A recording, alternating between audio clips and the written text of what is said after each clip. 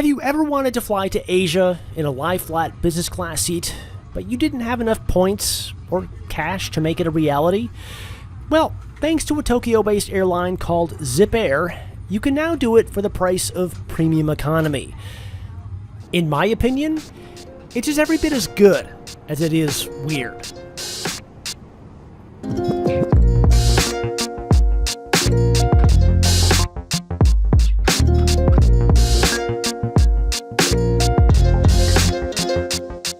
Greetings from the international terminal at SFO. My name is Scott. Yeah, I'm that guy who has written over 350 airline reviews over on SANspotter.com since 2011. And let me tell you, I'm really excited to be flying Zipair to Tokyo Norita in what they call a full flat seat. This is going to be fun, mostly because it's the first time that I've flown from San Francisco, or anywhere for that matter, to Asia on a low-cost airline. I know. Since when does flying long-haul on a low-cost airline qualify as fun? When you'll be doing it in a fully lie-flat business class seat. That's when. It's not exactly like business class, though. Anyway, I'm getting way ahead of myself here, as I'll be able to explain the product much better once I'm actually on board the aircraft. So, kicking off my Zipair experience today is this bit of confusing signage. I have no idea what express service is. So I just stood in the main check-in queue and pretended to look like I knew exactly what I was doing. Story of my life, actually.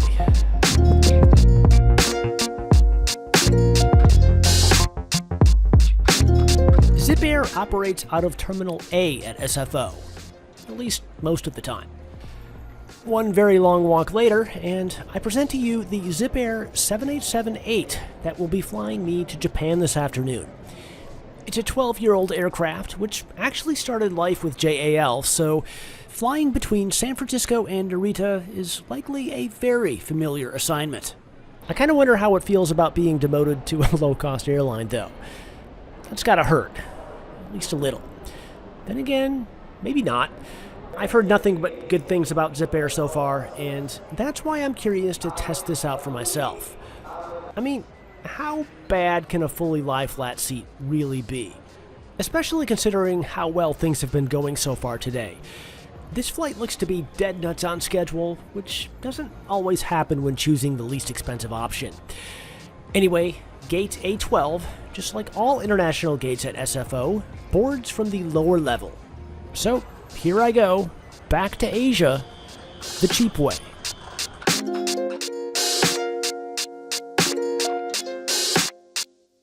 Okay, now, this is interesting. Boarding is set to begin in just 10 minutes, but where the heck is everybody? I've never seen a flight from San Francisco to Tokyo go out empty, or anywhere close to it, but it kind of looks like that's what's going to happen here today. Considering all of the good things I've heard about Zipair, and the fact that most people would do nearly anything to spend as little money as possible on airfare, this is kind of shocking to me.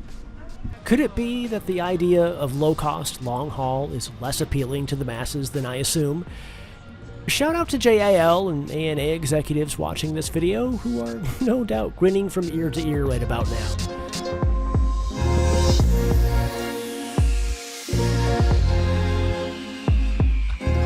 I've flown a lot of low-cost airlines over the years, but I ain't never seen one that looked like this. So yeah, this is it. This is the Zipair Premium Full Flat seat. Looks like regular business class, doesn't it? Well, not so fast.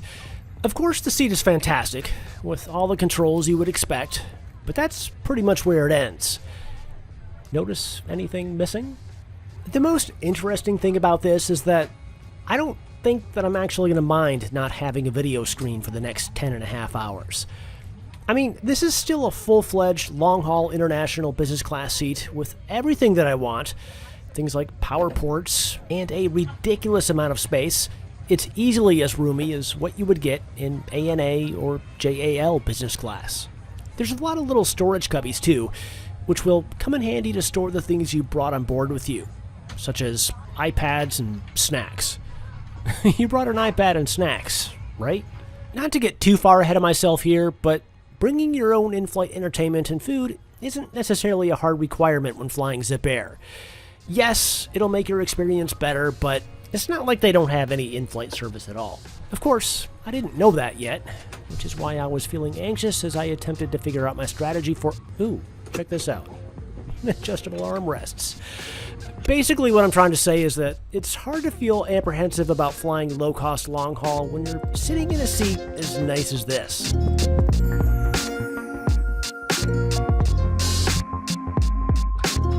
Here we go. 3 minutes early, pushing off the gate into what is going to be a very windy and turbulent departure out of SFO. I knew about the windy part, but I wasn't quite prepared for the turbulence. Yeah, even after 1.5 million miles of flying, turbulent departures and landings still scare the crap out of me. I bet most of you didn't know that. Speaking of which, I share a lot of that kind of stuff on my newsletter, so be sure to sign up using the link in the description below if you're curious about not only my life as an airline reviewer, but also behind-the-scenes info about the trips that I take. Uh-oh. See what I mean about it being windy? Seeing white caps out there in the water wasn't making me feel all that great, despite how nice of an afternoon it looks to be out there. Making matters worse was catching this American Airlines A321 executing a missed approach for 28 left, but I couldn't tell at the time if it was caused by traffic on the runway or the gnarly wind. I know this doesn't look all that turbulent, but trust me, the grip that I had on that full flat seat all the way out of SFO left a mark. I'm sure of it.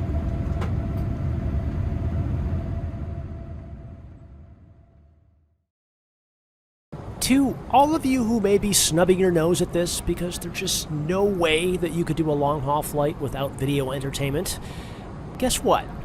Not only is there in-flight entertainment, it's free and it's good.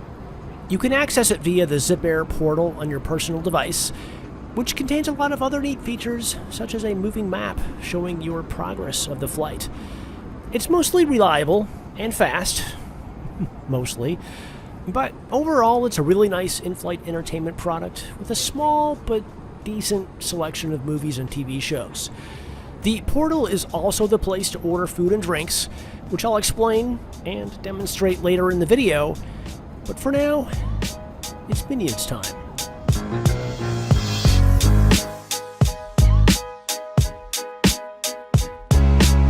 Welcome back to all of you who skipped ahead to the food portion of the video. I know, right? What the hell kind of food do they serve on Zipair anyway? Believe it or not, the food is halfway decent. Zip full flat passengers, I think that's what they call us, we get to choose a meal for free at the time of booking, but economy passengers have to pay extra. And I didn't know this at the time, but a bottle of water comes free with the meal, so you don't have to pay extra for something more, like I did with that Coke Zero.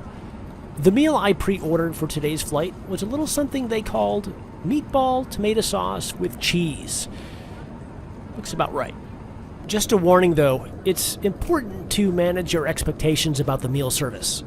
This is not long-haul business class quality food. As a matter of fact, that's not what they're trying to do here. It was alright. Not gonna lie though, that Coke Zero may have been the highlight of the dinner service. It's also worth mentioning that the meal itself wasn't all that substantial. I could have easily ate 2 of those.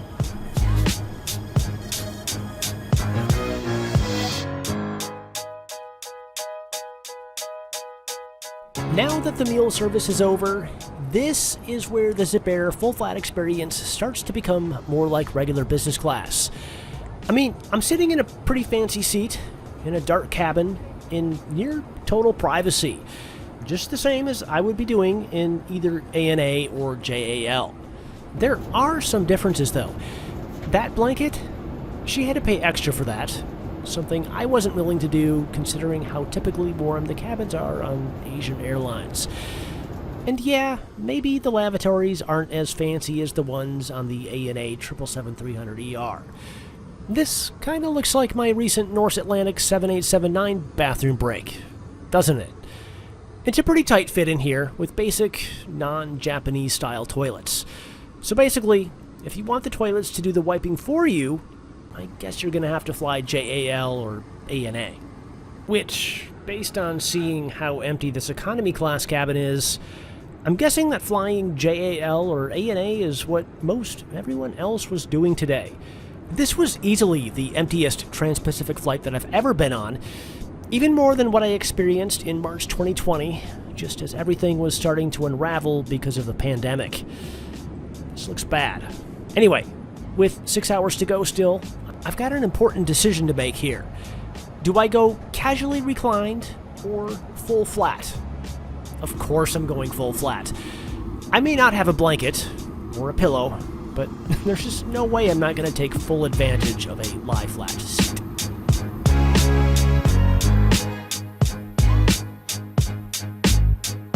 Sleeping, or at least attempting to sleep, in this seat was interesting in several ways, both good and bad.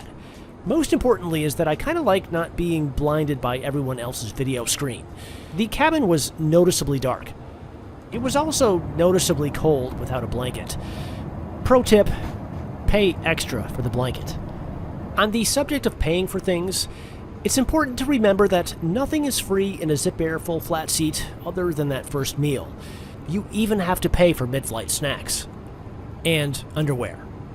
I can't say that I've ever needed a change of underwear on a flight before, but Zipair has got you covered, both figuratively and literally. I ended up purchasing 2 bottles of water via the online portal, and it was a pretty seamless experience. Simply purchase whatever you want, and a happy flight attendant will deliver it to your seat a few minutes later. Pretty neat.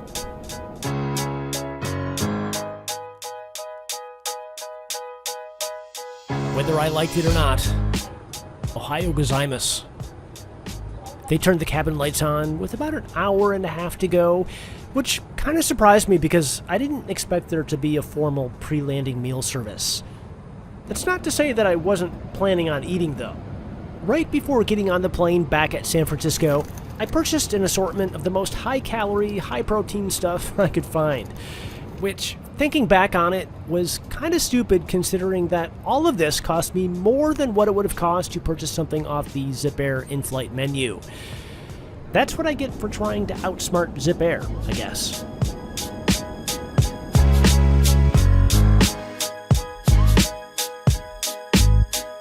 So, now that this flight is just about over, how did I feel about choosing the cheapo Zipair full flat experience over a more premium JAL or ANA experience? If it isn't totally obvious by now, I enjoyed this quite a bit.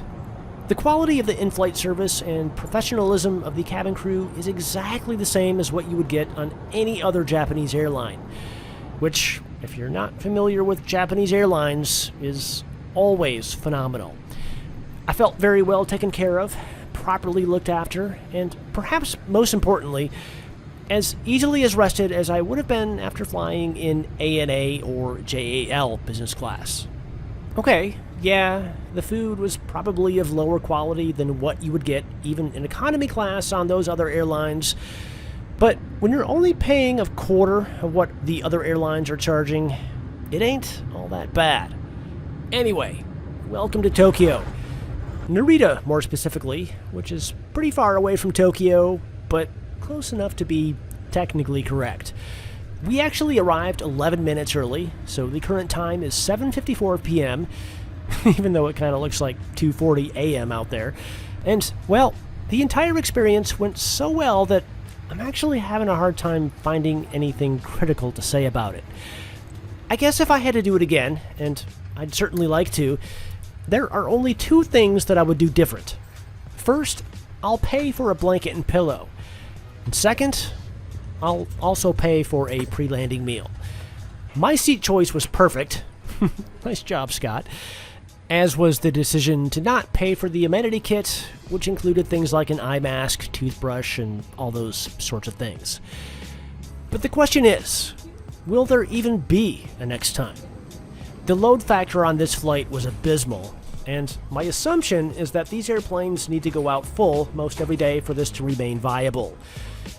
Let's just hope that this was a freak thing.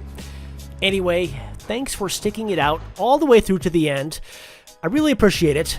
And yeah, thanks for watching, and I will catch you in the next one.